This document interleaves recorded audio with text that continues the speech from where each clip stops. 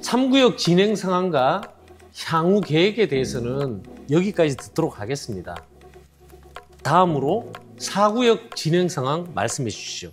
네, 4구역은 지난 9월에 정비구역, 정비계획, 결정 변경 고시를 덕하면서 사업에 박차를 가하고 있습니다. 정비계획의 주요 내용을 보면 총 9개 동에 1664세대가 지어질 예정입니다. 이 중에 임대주택이 194세대가 포함되어 있고요. 한강변에 배치되는 2개 동은 20층, 그 외의 동은 최고 69층에서 29층까지 짓겠다는 계획입니다. 그렇군요. 정비 계획이 결정 고시되면서 이제 다음 단계가 되게 중요해진 것 같습니다. 4구역의 향후 일정은 또 어떻게 예상되나요? 4구역 조합은 정비계획 변경 결정 고시를 기폭제로 삼아서 향후 추진 속도를 높이겠다 이렇게 밝히고 있습니다. 26년 상반기에 시공사 선정 총회를 개최하겠다는 계획을 가지고 시공사 선정을 위한 준비 작업에 돌입한 것으로 확인됩니다. 시공사가 선정되면 건축 계획을 확정하는 통합심의 단계로 넘어갈 테고요. 4구역은 신속한 재건축을 목표로 하되 합리적이고 차분한 사업 진행을 착실히 추진해 나가겠다는 입장을 밝히고 있습니다. 네, 알겠습니다. 다음은 압구정 5구역입니다. 5구역도 최근 정비계획 고시가 있었죠? 네, 5구역은 지난 8월 서울시 도계위에서 수정 가결 통보를 받았고 이어서 10월 2일에 정비계획 결정 변경 고시를 덕하였습니다. 이로써 재건축 사업의 긴 여정을 본격적으로 출발할 수 있게 되었고요. 5구역의 그럼 건축 계획은 어떻게 결정되었습니까? 재건축 후 예상 가구 수는 총 1,401가구입니다. 랜드마크 타워 1개 동은 특화 설계를 전제로 250m 이하로 결정되었고 그 외 동은 50층 이하, 200m 이하로 계획되었습니다. 다만 한강변에 배치될 첫 주동은 20층 이하로 제한을 받게 됩니다. 그렇군요. 5구역도 그럼 4구역과 같이 정비계획 결정 고시가 났으니까 앞으로 시공사 선정, 그다음에 통합심의 등 절차를 밟아 나가야 되겠네요. 끝으로 그러면 1구역과 6구역 사업 진행 속도가 6개 구역 중에 가장 느린데요. 여기에 대해서 또 설명해 주시죠. 예. 네, 먼저 미성 1차와 미성 2차가 추진하고 있는 1구역부터 보겠습니다. 1구역은 미성 1차, 2차 간의 용적률과 대지 지분의 차이 등 내부적인 이해관계 조정 문제로 인해서 사업 진행이 많이 지체되었습니다. 최근에 아파트 단지 간 그리고 아파트와 상가 간에 협의체를 구성하는 등 주민들의 적극적인 의지로 반전을 모색하고 있습니다.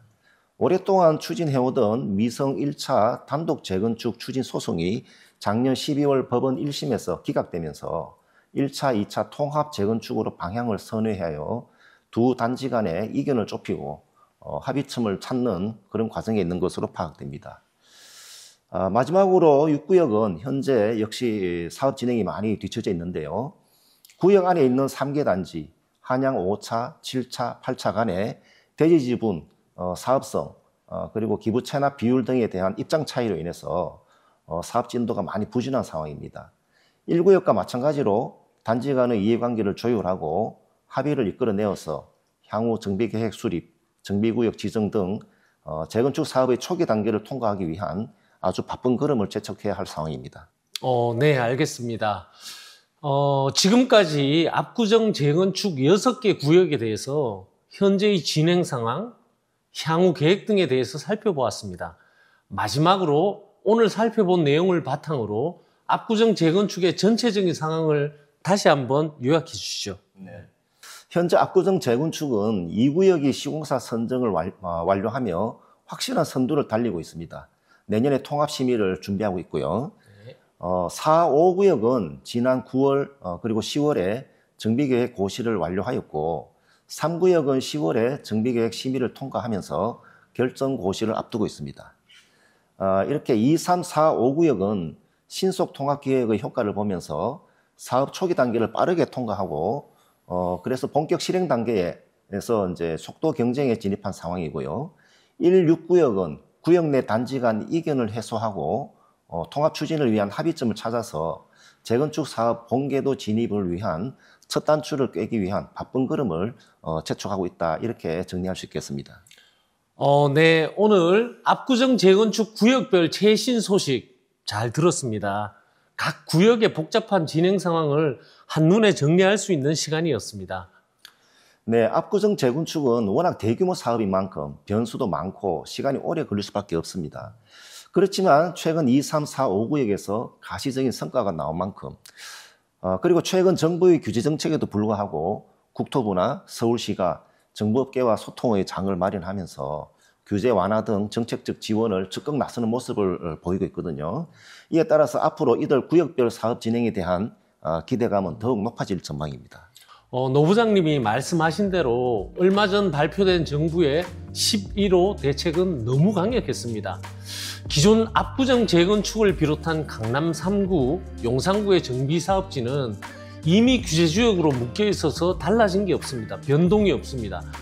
광범위하게 규제지역이 확대됨으로써 오히려 압구정 재건축 아파트는 시간이 좀 지나게 되면 주춤했던 거래가 다시 이루어질 유인이 많아졌습니다.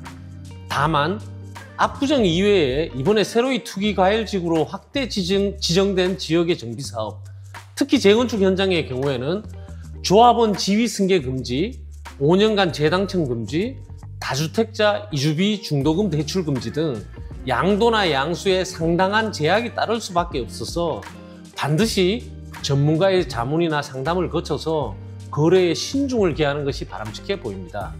오늘은 이렇게 노 부장님과 압구정 재건축 구역별로 진행 상황 그리고 향후 일정에 대해서 간략하게 정리해 보았습니다. 끝까지 시청해 주셔서 감사합니다.